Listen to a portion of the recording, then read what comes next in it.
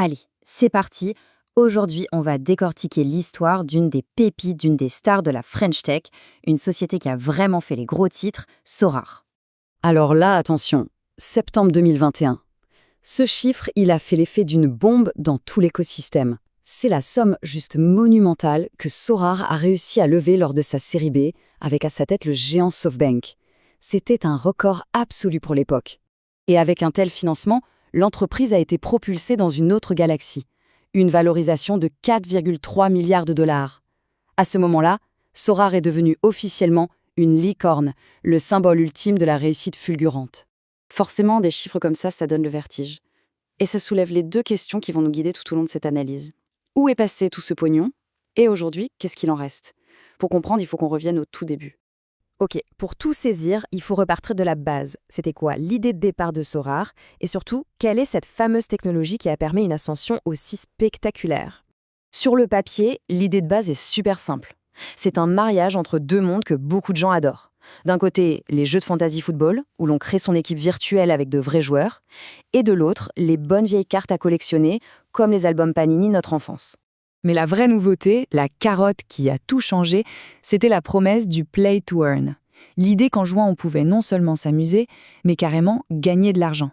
Imaginez le potentiel de ce message en plein boom des crypto-monnaies. Ça a été un véritable aimant à utilisateurs et bien sûr à investisseurs. Et regardez-moi cette accélération, c'est juste hallucinant. On part d'un demi-million d'euros en 2019, on passe à 4 millions, puis 40 millions, pour finir avec ce sommet vertigineux de 680 millions de dollars, une croissance quasi verticale en à peine 2 ans. Cette citation d'un investisseur parisien, elle résume parfaitement l'ambiance. En gros, ce qui se passe avec l'IA en ce moment, c'était la même chose avec la blockchain à l'époque. C'était la peur de rater le coche, la panique de louper la prochaine révolution. Et cette peur était si forte qu'elle a parfois dépassé la simple logique. Sauf que, il y a eu un hic, un gros obstacle technique. Utiliser la blockchain la plus connue, Ethereum, c'est bien joli, mais pour un jeu, c'est un cauchemar. C'est lent, et surtout chaque petite action coûte une blinde en frais de transaction. Ce n'était tout simplement pas jouable.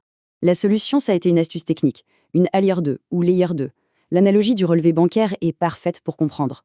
Au lieu d'enregistrer chaque café que vous achetez sur le grand livre de compte mondial, vous faites vos petites dépenses sur un système parallèle, rapide et pas cher. Et à la fin du mois, hop, on envoie un seul résumé qui valide tout d'un coup. StarkEx, c'est exactement ça pour Sorare. Et là, on arrive à la question qui fâche, la question à 4 milliards de dollars. Est-ce que cette technologie, au fond, était vraiment indispensable? Est-ce que tout ce système n'aurait pas pu tourner sur une bonne vieille base de données classique, comme n'importe quel autre jeu en ligne? La réponse, elle vient directement d'un des investisseurs du projet. Et elle est cash. Non. Voilà, c'est dit. La blockchain n'était peut-être pas la meilleure solution technique, mais c'était, de loin, le meilleur argument marketing de 2021 pour faire exploser la valorisation. Bon, maintenant qu'ils ont ce trésor de guerre de 680 millions de dollars, qu'est-ce qu'ils en font? Eh bien, ils partent faire leur course, et Sorare s'est lancé dans une véritable course effrénée à l'acquisition de droits sportifs. Au début, Sorare avait la Ligue belge, ce qui était déjà pas mal, mais avec les millions, ils sont passés dans une autre dimension. La Liga espagnole, la Bundesliga allemande, la Première Ligue anglaise, et ils ne se sont même pas arrêtés au foot. Le baseball américain avec la MLB, le basket avec la NBA, bref, le gratin du sport mondial. Évidemment, s'offrir le gratin, ça a un prix. Et quel prix? Les estimations parlent d'un minimum de 120 millions d'euros par an, juste pour avoir le droit d'utiliser les noms et les images. C'est une dépense fixe, récurrente et absolument colossale. Le calcul est assez simple à faire. À ce rythme-là, l'énorme levée de fonds part en fumée en 4, peut-être 5 ans. Uniquement en licence. Ça veut dire une chose, la stratégie n'était absolument pas soutenable sur le long terme sans une croissance des revenus qui devait être, elle aussi, stratosphérique. Et ce qui devait arriver, arriva. Après une telle fête, la descente est souvent brutale. Le marché s'est complètement retourné, la bulle a éclaté. Et pour la licorne, c'est l'heure de la gueule de bois. Une sacrée gueule de bois.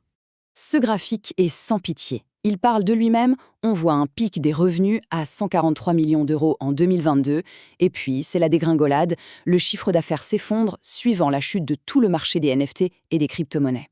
La valorisation, bien sûr, a suivi exactement la même trajectoire. On est passé des 4,3 milliards de dollars au sommet de la vague à une estimation interne par l'investisseur principal, SoftBank, d'environ 400 millions aujourd'hui. C'est une perte de valeur de plus de 90%. C'est juste dingue. Et le cash, dans tout ça? Eh bien, il resterait environ 80 millions d'euros dans les caisses de l'entreprise à la fin de cette année 2024.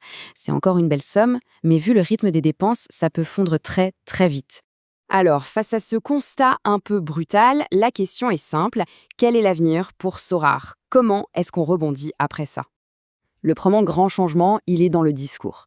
La promesse de gagner de l'argent est devenue un peu toxique. Du coup, on pivote. On ne parle plus de play to earn, mais de play to own. L'argument n'est plus financier, il est basé sur l'idée que vos cartes vous appartiennent vraiment, comme si on possédait une carte physique dans un classeur. Ce tableau, il résume bien les défis à venir. Il leur reste à peu près 18 mois de cash, ce qui est assez serré. Les pertes annuelles sont toujours très élevées. S'ils doivent relever des fonds, ce sera très probablement en down round, c'est-à-dire à une valorisation plus faible, ce qui est toujours douloureux pour les premiers investisseurs. Quant à l'objectif de rentabilité en 2026, disons qu'il est ambitieux. Et tout cela nous amène à la question de fond, celle qui dépasse même le cas de Sorar. C'est l'histoire d'une entreprise née au sommet d'un cycle d'euphorie technologique. La question est donc, est-ce qu'une boîte comme ça peut survivre à la gueule de bois et se transformer, passer de la hype à un business solide et pérenne? C'est tout l'enjeu, sa survie en dépend.